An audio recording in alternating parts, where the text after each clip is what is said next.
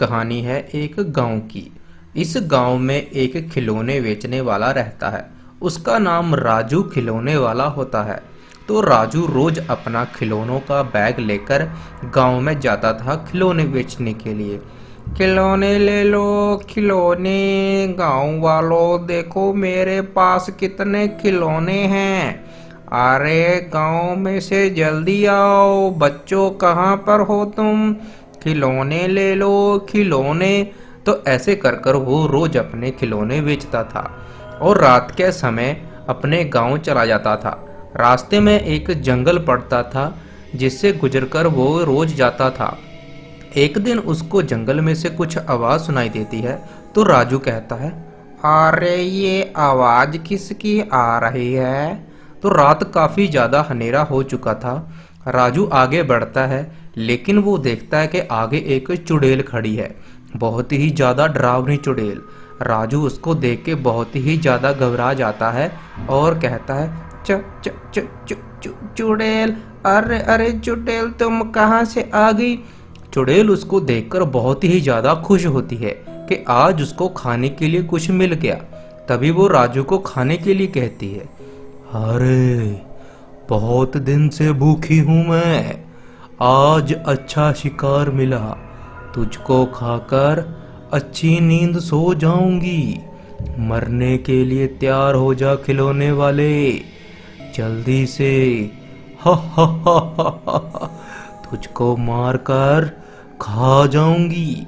तो राजू उसको देख के बहुत ही ज्यादा डर जाता है, लेकिन वो चुड़ैल राजू के शरीर के अंदर चली जाती है और राजू को पता भी नहीं चलता। तो राजू नीचे सो जाता है।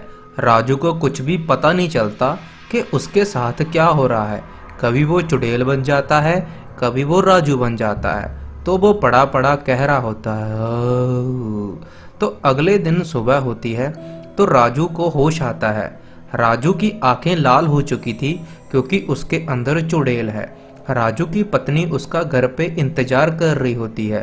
तो राजू अपने घर आ जाता है। राजू की पत्नी उसको कहती है, अरे जी आप कहाँ चले गए थे, रात के समय घर भी नहीं आए, कहाँ रह गए थे आप। तो राजू, अब जो चुड़ैल उसके अंदर है, राजू अपनी पत्नी को कहता है, अरे मैं कहीं पर नहीं गया था, यहीं था, रास्ते में मुझको मेरे दोस्त मिल गए थे।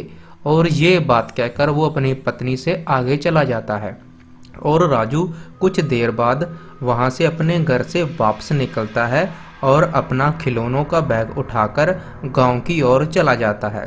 गांव में जाने के बाद वो सबको खिलौनों लेने के लिए बुलाता है। अरे खिलौने ले लो खिलौने, एक खिलौने के साथ 10 खिलौने फ्री दूंगा, जो भी मेरे से खिलौने लेगा।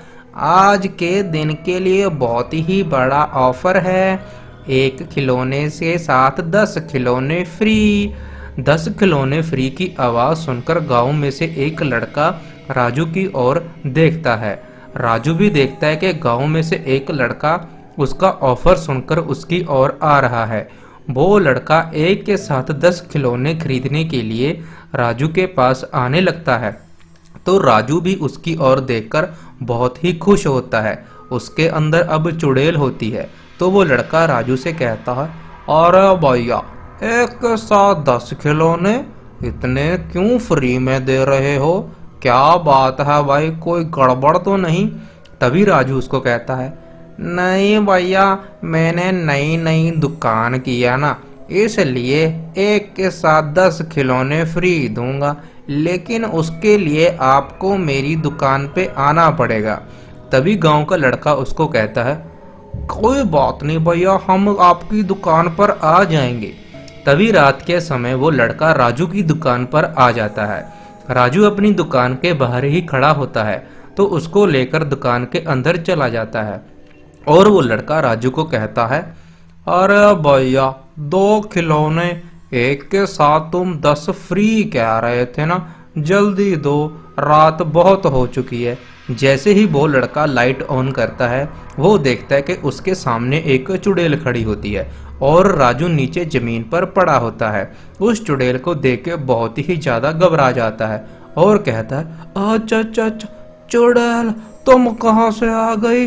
तो चुड़ैल उसको देखकर खुश होती है और कहती है, हा हा हा हा, ये राजू का शरीर नहीं, मैं हूँ और मैंने तुझको खाने के लिए यहाँ पर बुलाया है। और उस लड़के को वहीं पर मार देती है और मारकर वो चुड़ैल उसको खाने लगती है और खा पीकर फिर से राजू के शरीर में चली जाती है। हा हा हा हा, आज तो अच्छी पेट पूजा हो गई। जल्दी से राजू के शरीर में चली जाती हूँ, कहीं मेरे को कोई देख ना ले। हा हा हा हा हा। और वो फिर से राजू के शरीर के अंदर चली जाती है और राजू अपने घर की ओर चला जाता है। अगले दिन गांव के लोग राजू की दुकान के आगे से निकल रहे होते हैं। वो देखते हैं कि एक इंसान को किसी ने मारकर बाहर फेंक दिया है और इस बात को लेकर बहुत ही ज्यादा डर जाते हैं और वो बैठकर सोचने लगते हैं, अरे बॉय, देखो कितनी बुरे तरीके से मारा है किसी ने, किसका काम हो सकता है ये?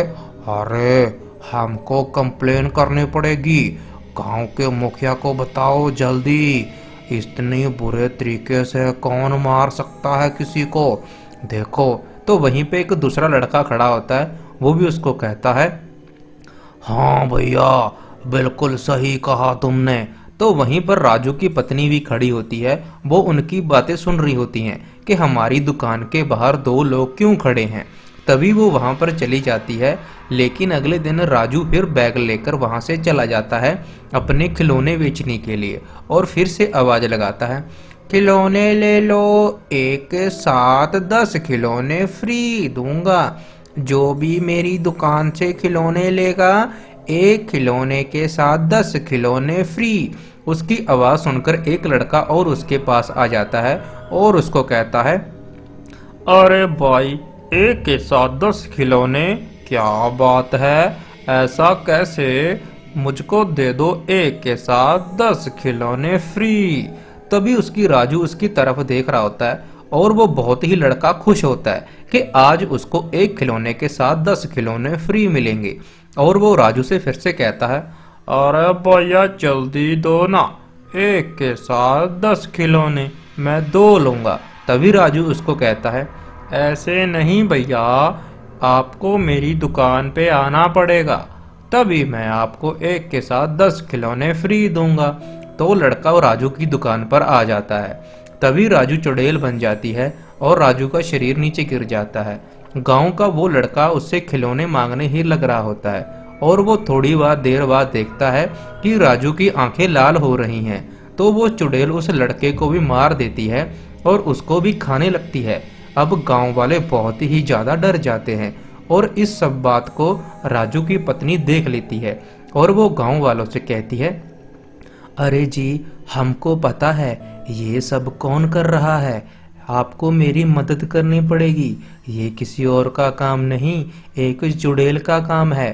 तो वहां पर 2 लोग खड़े होते हैं, वो राजी को पत्नी को कहते हैं, हाँ हाँ जी, वो चुड़ैल मेरे पति के शरीर में घुस गई है और वो सबको मार रही है, खिलौनों के बहाने दुकान में बुला लेती है और रात के समय मारकर खा लेती है, आपको कुछ करना पड़ेगा। तो वो दोनों लोग राजू की पत्नी की बात सुनकर बहुत ही ज्यादा घबरा जाते हैं और सोचने पर मजबूर हो जाते हैं कि एक चुड़ैल ने राजू के शरीर पर कब्जा कर लिया। तो उनमें से एक लड़का राजू की पत्नी को कहता है, मेरी मदद कीजिए, मेरे पास कोई रास्ता नहीं है, आप गांव वाले ही कुछ कर सकते हो, मेरे पति को बचा लीजिए, प्लीज बचा लीजिए उनको, उनका कोई भी कसूर नहीं है।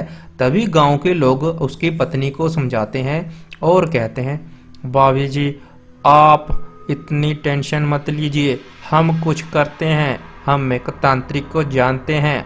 तो वो अपने दोस्त को कहता है कि तुम तांत्रिक को बुलाकर लेकर आओ और मैं दुकान की ओर जाता हूँ।